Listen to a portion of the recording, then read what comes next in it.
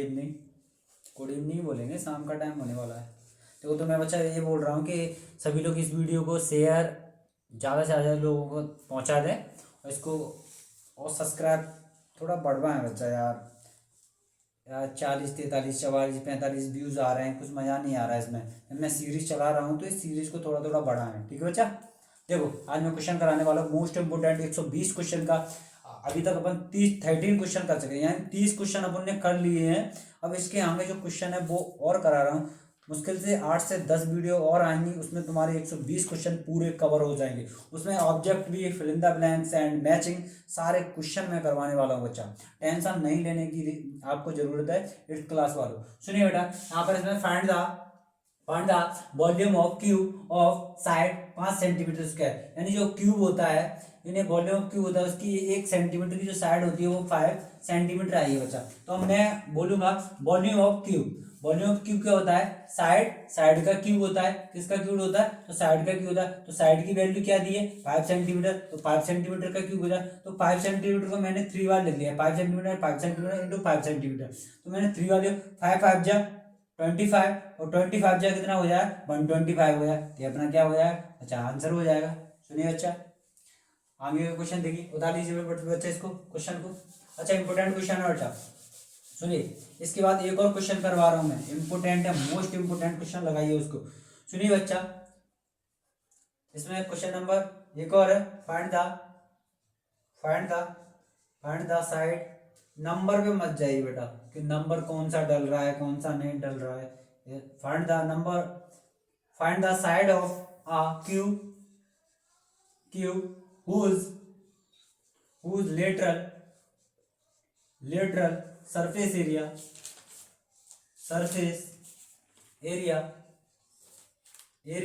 in 600 centimetre square. समझिए, अब मैं क्या बना लूंगा, ये क्यूब बना लूंगा ऐसे करके बेटा। क्या बना लिया मैंने? एक क्यूब बना लिया। अब देखो क्यूब को मैंने ऐसे बना लिया। सुनिए सर, इसको मैं ऐसे बनाऊंगा, थोड़ा इसको थोड़ा और ऊपर ले जाऊंगा, इसको ऐसे ले जाऊंगा, इसको इससे मिला दूंगा, इसको इससे मिला दूंगा। समझ में आया सर? तो यहाँ पर इसको ऐसे मिला दूंगा, देखो सुनो, ऐसे करके, ठीक है। देखो अब दिख रहा है ये क्या हो जाएगी? ये ब्रीथ हो जाएगी, जो अपन को कितनी दी है यहाँ पर ब्रीथ है, ये हो जाएगी, क्या बोलते हैं, ब्रीथ हो जाएगी, जिसे हम ब्रीथ बोलते हैं। ये लेंथ हो जाएगी इसकी बीच की, ये क्या हो जाएगी? इसकी हाइट हो जाएगी। समझ में आया सर? लेंथ ब्रीथ हाइट ये सारी चीजें नहीं है, ठीक है, यहाँ से यहाँ के बीच में। समझ में आया? अब देखो क्या होगा, lateral surface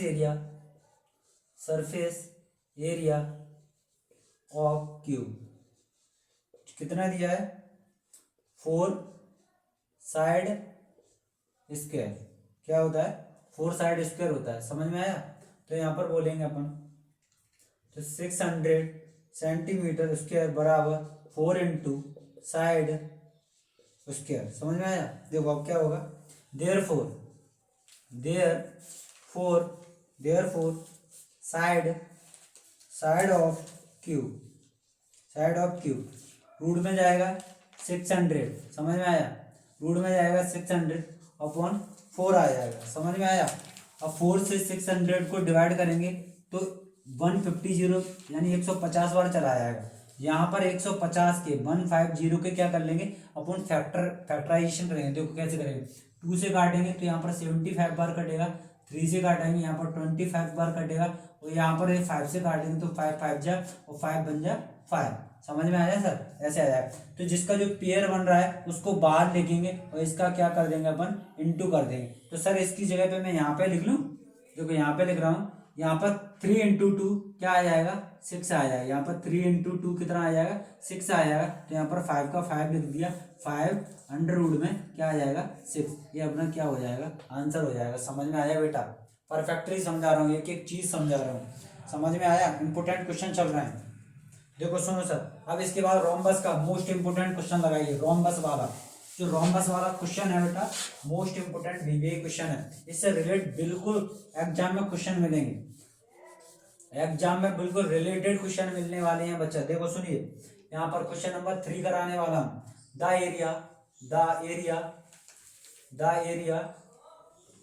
area of rhombus area of rhombus, rhombus ये मैं क्वेश्चन लिख रहा हूँ, is 24 centimetre square and the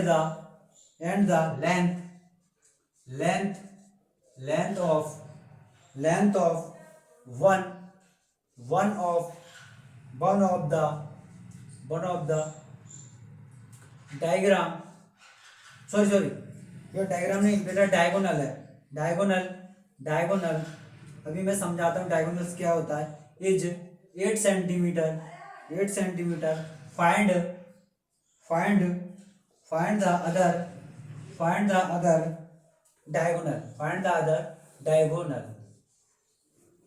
diagonals. देखो अब क्या होता है, जैसे मान लो मैंने ऐसे बना लिया, ये रोम्बस की स्ट्रक्चर होती है, समझ में आया? ये क्या होता है, रोम्बस की स्ट्रक्चर होती है। यहाँ पर जी ए लाइंस खींच दी और इस पर ए लाइंस खींच दी, तो ये भी जो लाइंस खींची गई हैं वो डायगोनल लाइंस होती हैं। बच्चा कौन सी लाइंस होती हैं? तो इनको डायगोनल लाइंस बोलते हैं। सुनिए यहाँ पर कैसे लिखेंगे बेटा, सॉल्व करेंगे इसको, सॉल्व करेंगे तो बेटा कैसे सॉल्व करेंगे, let the length of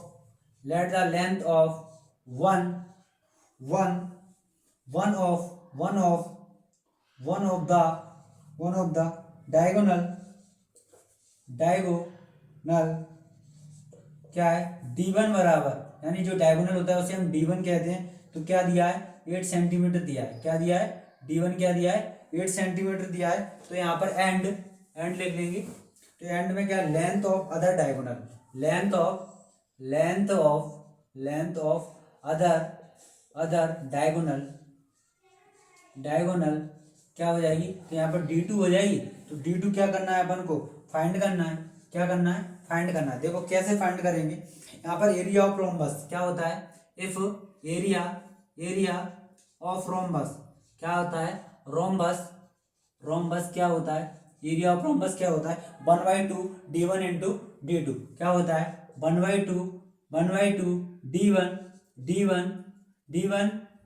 into D2 क्या होता है, 1/2 D1 इंटू D2। ये फॉर्मूला है बच्चा, ऐसे याद रखना। तो यहाँ पर क्या है, 24 सेंटीमीटर दिया है।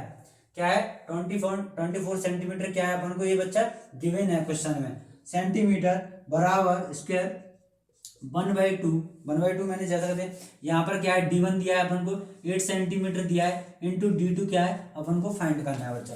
इतना आ गया। सुनिए देखो अब क्या करेंगे,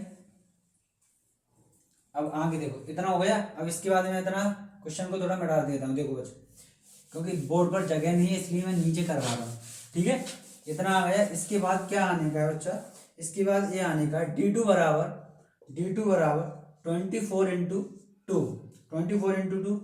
8 4 जा 8 3 जा 24 आ गया, 8 3 जा 24 बराबर D2 बराबर 3 2 जा 6 आ जाएगा। क्या, सेंटीमीटर। D2 क्या आया, 6 सेंटीमीटर आ गया। इंपोर्टेंट क्वेश्चन है, आ सकता है बेटा। सुनिए देख लो इसको, क्वेश्चन को देख लो। चलो अगला क्वेश्चन देखिए, हो गया क्वेश्चन नंबर 4। देखो क्वेश्चन नंबर 4 करा रहे हैं बच्चा।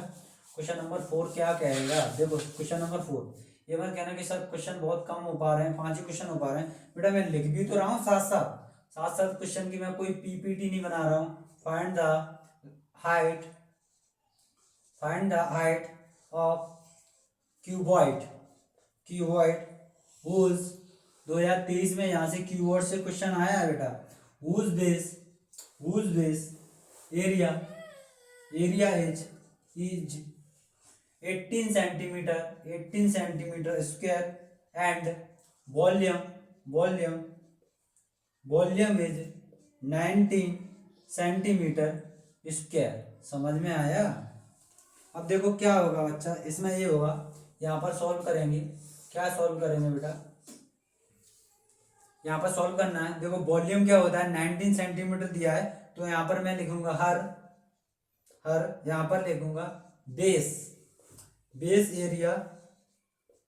जो एरिया होता है, एरिया का जो बेस होता है वो क्या होता है, लेंथ इंटू ब्रीथ। क्या होता है, लेंथ इंटू ब्रीथ। वो क्या दी है, लेंथ इंटू ब्रीथ जो दी है अपनी, क्या बोलते हैं, 18 सेंटीमीटर दी है। कितनी दी है? तो यहाँ पर लिख लूँ मैं 18 सेंटीमीटर, 18 सेंटीमीटर स्क्वायर। ये लिख दी मैंने जैसी की तैसी। समझ में आया? अब देखो यहाँ पर मैं volume of cuboid, volume of cuboid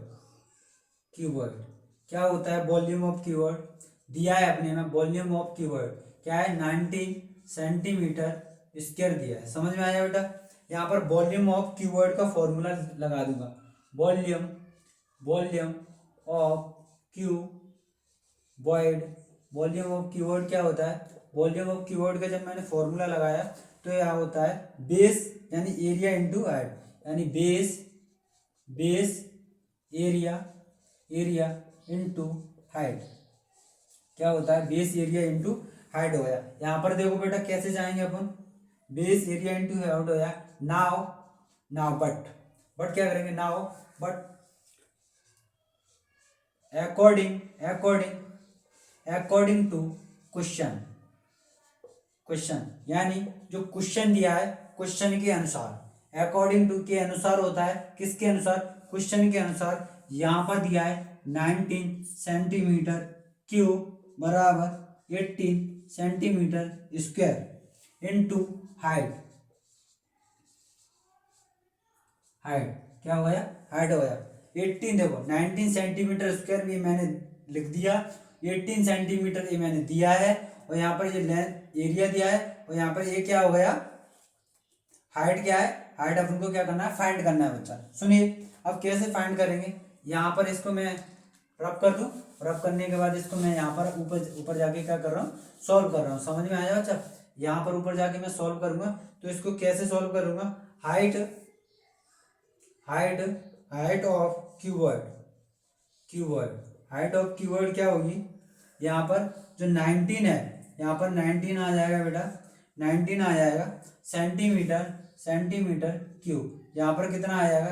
18 centimetre square. अब देखो इस सेंटीमीटर से ये सेंटीमीटर गया, 2 से ये चला गया। समझ में आया? तो यहाँ पर क्या 1 सेंटीमीटर बचा ना ऊपर, और 18 जो 18 से अगर इसको डिवाइड करेंगे तो 18 5 जा चला जाएगा। कितना?